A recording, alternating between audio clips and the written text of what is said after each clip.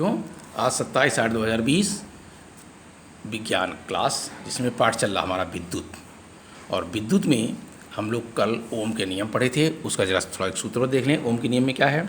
यदि किसी चालक के सिरों के बीच का विभवांतर V वोल्ट हो, विभवांतर को V कहते हैं, वोल्ट हो, और उस चालक में प्रवाहित धारा I हो, जो विद्युत धारा प्रवाहित हो उसे I कहते हैं, तो V प्रोपोर्शनल टू I, ये सूत्र है ओम के नियम के अनुसार। तो ओम के नियम के अनुसार V प्रोपोर्शनल टू I, क्योंकि अभी बताया गया कि V समानुपाती होता है, अथवा V बराबर RI, एक शब्द निकला RI। तो R जो लिखा बराबर करके, R क्या है? एक नियतांक है, कांस्टेंट है, जिसे चालक का वैद्युत प्रतिरोध कहते हैं। क्या कहते हैं? चालक का वैद्युत प्रतिरोध कहते हैं। सूत्र बन क्या आता है? R बराबर V बटा I, या V बटा I बराबर R, यहीं से। तो वैद्युत प्रतिरोध R का मान चालक की पदार्थ, ताप तथा लंबाई आदि पर निर्भर करता है। जो प्रतिरोध होगा, रेजिस्टेंस होगा, वो चालक की पदार्थ, यानी किस पदार्थ का चालक है, ताप क्या है, लंबाई क्या है, निर्भर कर। मान लीजिए पदार्थ वही हो, ताप बढ़ा दीजिए तभी प्रतिरोध का मान बदल जाएगा, या लंबाई बढ़ा दीजिए तब भी बदल जाएगा। तो ये ओम के नियम था, उसे संबंधित थोड़ा सूत्रवत। अब आता है एक ओम क्या, जैसे हमने 1 एम्पियर, 1 वोल्ट, ऐसे एक ओम का भी है। एक ओम किसे कहेंगे?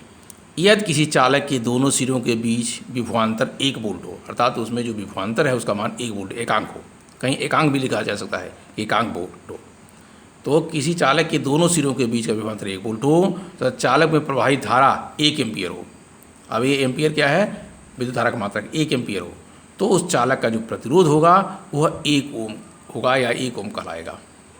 तो 1 ओम बराबर 1 वोल्ट बटे 1 एम्पियर, ये होगा 1 ओम की परिभाषा।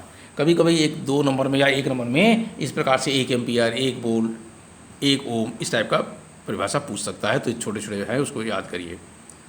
अब प्रतिरोध चूँकि चल रहा है, इसलिए प्रतिरोध के बारे में देखें।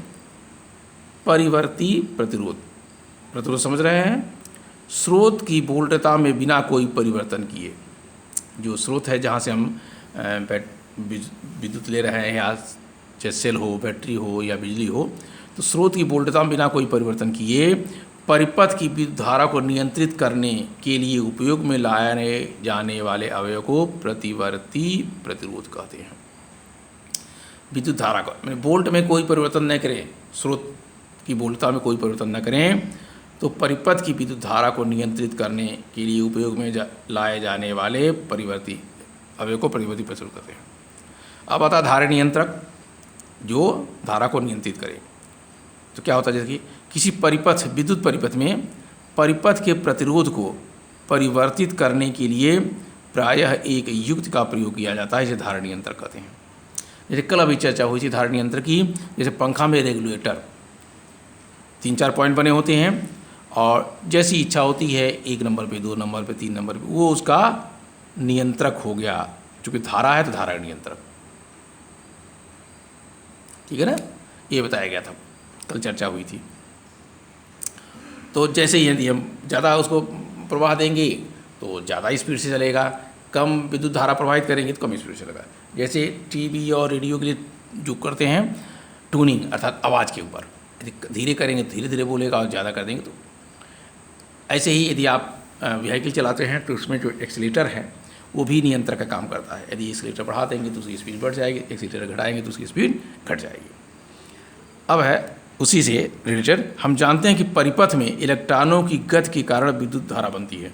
जो विद्युत परिपथ है उसमें इलेक्ट्रॉनों की गति के कारण विद्युत धारा बनती है। चालक के अंदर इलेक्ट्रॉन गति करने के लिए पूर्णतः स्वतंत्र नहीं होते। किसी भी चालक मतलब जो तार है जिसमें हम जोड़ रहे हैं वही चालक कहता है। कोई बहुत बड़ा बर्तन भी यदि हम उसको धारा प्रवाहित करना चाहें तो वो भी वो चालक हो जाएगा। तो चालक के अंदर इलेक्ट्रॉन गति करने के लिए पूर्ण रूप से स्वतंत्र नहीं होते।